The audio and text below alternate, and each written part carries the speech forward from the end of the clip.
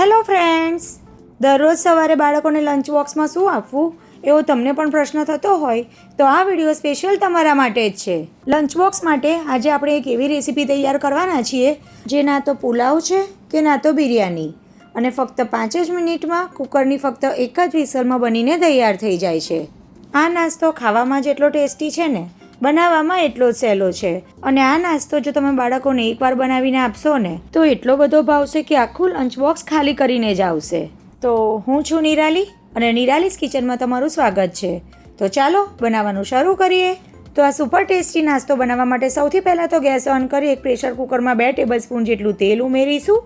તેલ ગરમ થાય એટલે એમાં 1/2 ટીસ્પૂન જેટલી રાઈ, 1/2 ટીસ્પૂન જેટલું જીરું અને 1/2 ટીસ્પૂન જેટલી હિંગ ઉમેરીશું. સાથે જ એક મીડિયમ સાઇઝની લીલા મરચાંની સ્લિટ્સ ઉમેરીશું. સાથે જ અડધો ઇંચ જેટલું છીણેલું આદું, 8 થી 10 મીઠા લીમડાના પાન અને નાના ટુકડામાં કટ કરેલો એક બટાકો ઉમેર્યો છે. બાળકો માટે હેલ્ધી નાસ્તો બનાવી રહ્યા છે તો ભરપૂર માત્રામાં વેજીટેબલ્સ ઉમેરીશું. તો મેં અત્યારે એક નાનું ગાજર, અડધું કેપ્સિકમ, અડધું ટામેટું અને 1/4 કપ જેટલા લીલા વટાણા ઉમેર્યા છે. અહીં લસણ ડુંગળી જો તમારે ઉમેરવા હોય તો વઘાર ક્રેકલ થઈ જાય એટલે ડુંગળી સાંતળી લેવાની અને આદુની પેસ્ટ સાથે લસણની પેસ્ટ પણ ઉમેરી દેવાની. તો વેજીટેબલ્સને મેં લો ફ્લેમ પર 1 મિનિટ જેવા સાંતળી લીધા. હવે આપણે એમાં ઉમેરીશું સેવ. તો મેઝરિંગ કપના આ માપથી 1 કપ મેં સેવ લીધી છે.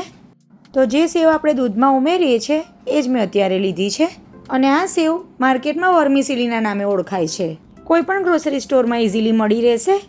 સાથે જ આપણે એમાં 1 ટેબલસ્પૂન જેટલું ધાણા જીરું પાવડર, 1 ટેબલસ્પૂન જેટલું લાલ કાશ્મીરી મરચું, 1/2 ટીસ્પૂન જેટલો ગરમ મસાલો અને સ્વાદ પ્રમાણે મીઠું ઉમેરી દઈશું અને બધી જ વસ્તુને એકદમ સારી રીતે મિક્સ કરી લઈશું. આ નાસ્તો એકવાર બાળકોને લંચ બોક્સમાં ચોક્કસથી આપજો. એમને એટલો બધો ભાવશે કે એકવાર જો તમે લંચ બોક્સમાં આ નાસ્તો બનાવીને આપશો ને તો આ નાસ્તાની ડિમાન્ડ વારંવાર થવાની છે. તો બધી જ વસ્તુને મેં એકદમ સરસ મિક્સ કરી લીધી. હવે આપણે એમાં ઉમેરવાનું છે પાણી. તો જે કપથી આપણે સેવ ઉમેરી હતી એ જ કપથી 1/2 કપ ભરીને આપણે એમાં પાણી ઉમેરવાનું છે. અથવા તો સેવ ડૂબે એટલું કે સેવની ઉપર હલકું એવું પાણી દેખાય, બસ એટલું જ પાણી ઉમેરવાનું છે. પાણી જો વધારે થઈ જશે તો ઓવરકુક થઈ જશે અને છુટ્ટી નહીં બને.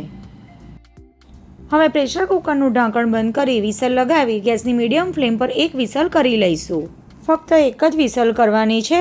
ત્યાર પછી ગેસને બંધ કરી દેવાનો અને કુકર એકદમ ઠંડુ થઈ જાય અને ત્યાર પછી કુકર ખોલીને તમે જુઓ તો તૈયાર થયેલી આ વર્મિસેલી સેવની રેસીપી એટલી સરસ થઈ છે ને કે બાળકોને તો જોતાં જ ખાવાનું મન થઈ જશે. દહીં સાથે સર્વ કરજો, ખાવાની ખૂબ જ મજા આવી જશે. તો ફ્રેન્ડ્સ, કેવી લાગી તમને આજની આ લંચ બોક્સ રેસીપી?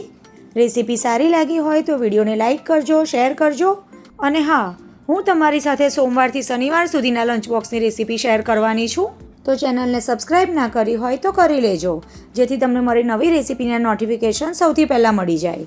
તો ફરી મળીશું એક આવી જ નવી અને ઉપયોગી રેસીપી સાથે. આવજો.